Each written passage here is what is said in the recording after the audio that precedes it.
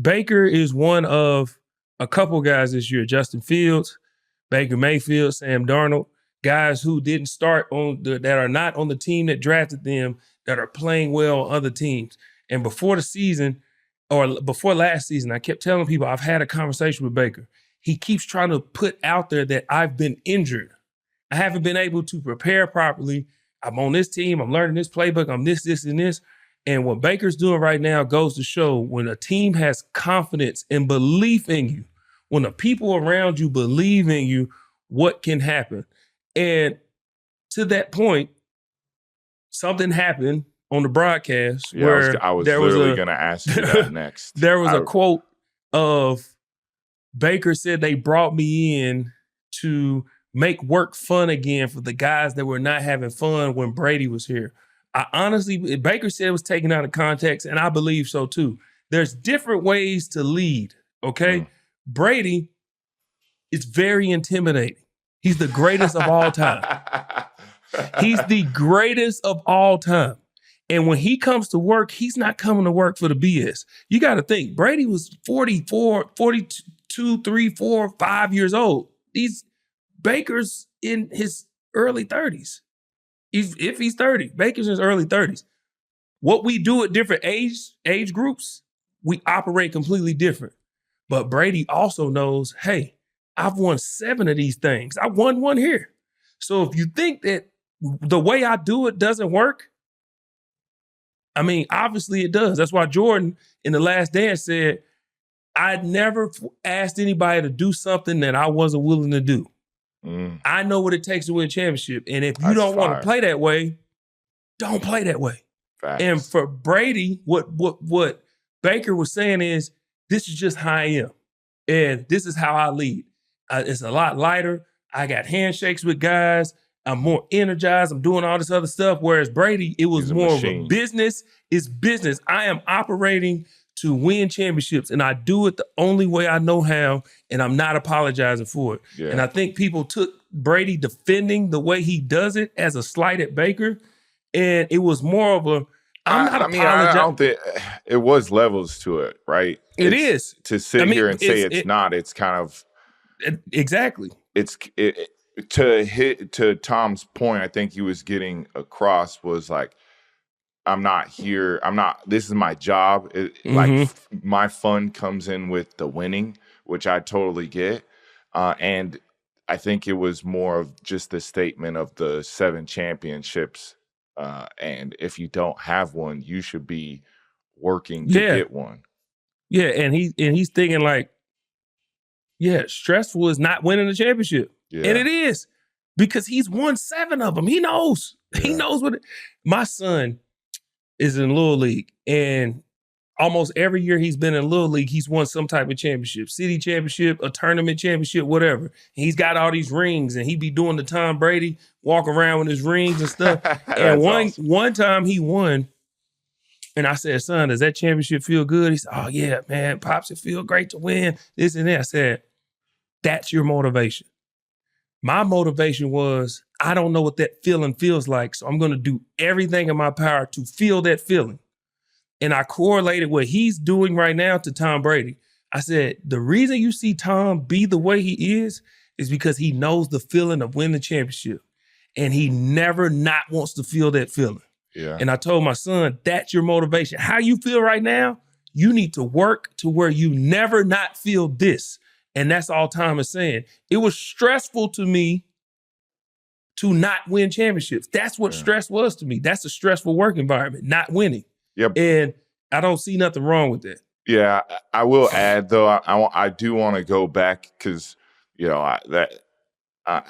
for me, I see eye to eye with a lot of things that Tom said, but I also see eye to eye with Baker said, and I totally agree of the taking out of context thing. And I don't think he was sliding the GOAT at all. But I want to positively talk about Baker, about just his chemistry right now with his players, the chemistry he has with Chris Godwin, the chemistry he has with Mike Evans. He just seems in tune right now.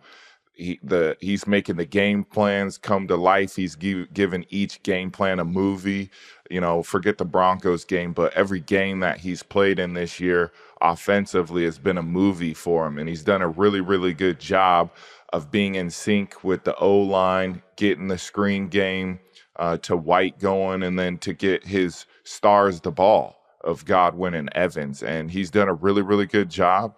And it's awesome for somebody who, got kicked out of an organization and got put the blame. Like, we can do better without you. And then he's got to be like a journeyman for a little bit, finding, his spot where it's going to come to life again.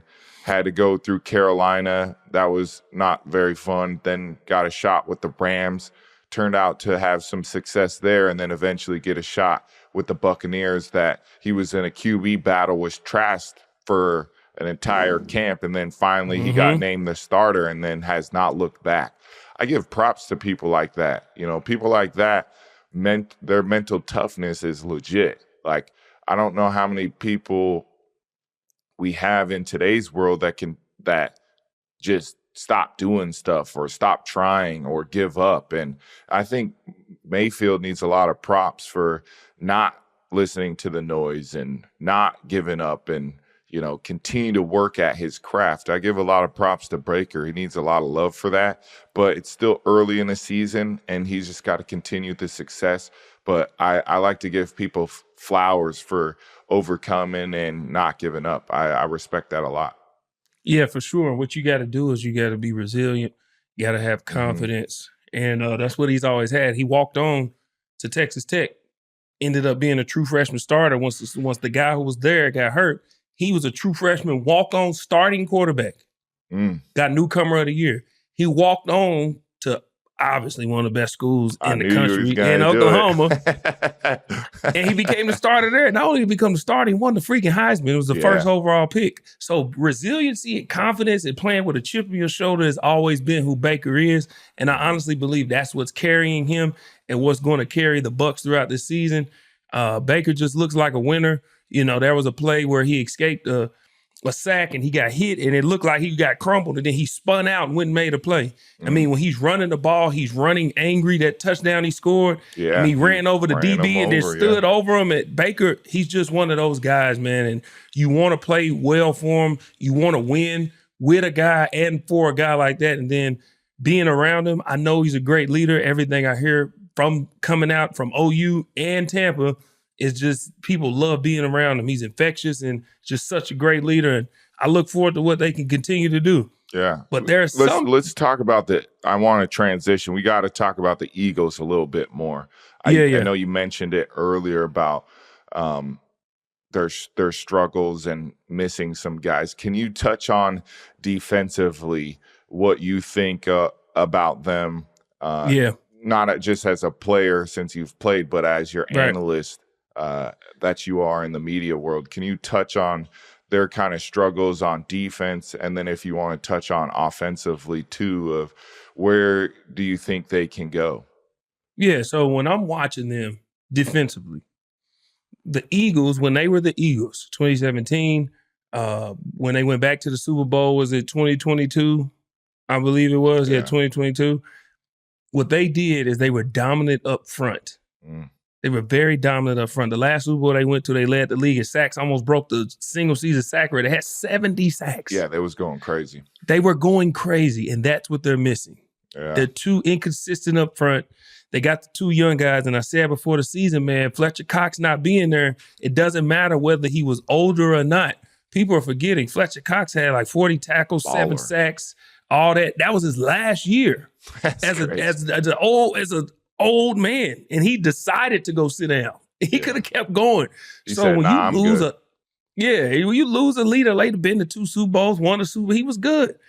When you lose a guy like that in the middle, somebody has to step up. BG, Brandon Graham, he was in my draft class. He's been playing for a long time, and he's still playing well. He's on the edge. He can only do so much. These young guys have to step up in the middle. Now, last week, Jalen Carter went crazy on the Saints. The Saints, yeah. Okay, but you got to be consistent. And this is why when people talk to me, when I analyze guys and they say, who's the top in the league or who's the best at this position, the top 5 or top, that's why I don't crown people off one performance. Yeah. And when I say one performance of ranking people, one season. I don't bump people up off one game. I have to see consistency, and they're just not being consistent up front. Sweat, they're not getting nothing from him. He's got to be more, and somebody has to step up in the middle, which puts pressure on the back end. They brought in Devin White. I don't know what happened with that. I don't know what happened with Devin. He was supposed to be a guy. The Kobe Dean, he's doing the best he can. It's putting a lot of pressure on the back end. And it starts from the front. You know how it goes. It starts from the front, which helps the middle, which helps the back end. Rush and coverage have to work together, but they can't. They're struggling to stop the run. You got to earn the right to rush the passer. So if you can't stop the run, you're definitely not going to get to rush the passer. And when you do, we're just going to play action you, and here we go. Because now we got you on the ropes. And then you flip that to the offensive side of the ball. I said it before the season. They're going to see what losing Jason Kelce does to an offense, especially a young quarterback. It does not matter what we've seen from Jalen Hurts, whether he was a MVP runner-up or whatever. We also seen Carson Wentz be the runner-up and almost win MVP if he didn't get injured. Yeah. But then there was a drastic fall-off for whatever reason. When you have a guy like Jason Kelce, he makes it easier on a quarterback. I've seen it with Ryan Khalil and what he did for Cam Newton. He made it easier on him. And even this season, the O-line has been calling out all the protections. They've been pointing out who does what, making it. And what It's Jalen such a has good to do, point, G. It's such a good point. I don't think it's been hit enough about losing Jason Kelce. I think it's been hit losing the receivers, right? But you made a very awesome point about Jason Kelce of making it less stressful for the quarterback. Jalen Hurts not having to do none of that. He gets to learn at a snail pace of learning all the protections, so it's not overwhelming in his young career. Just knowing Jason Kelce's got it, like, down, say hi, Right. Now he has to add another whole layer into his game, which I'm sure he's already done, but that's just another added thing that, should not be taken lightly. Yeah, and if you see the very first game, the QB center exchange was all over the place. Okay, Lane Johnson was getting some false starts because of the snap count. And then their center has been getting a lot of lineman downfield penalties simply because they're not on the same page. The timing for these RPOs, because the offenses are very RPO-based. The timing and the amount of time you have to wait. College, I think it's 2 seconds. In the NFL, it's 3 seconds before you can go downfield. They're leaving too soon. So the timing on that has to be better, but also Jalen Hurts has to do better with not just one read and then panicking.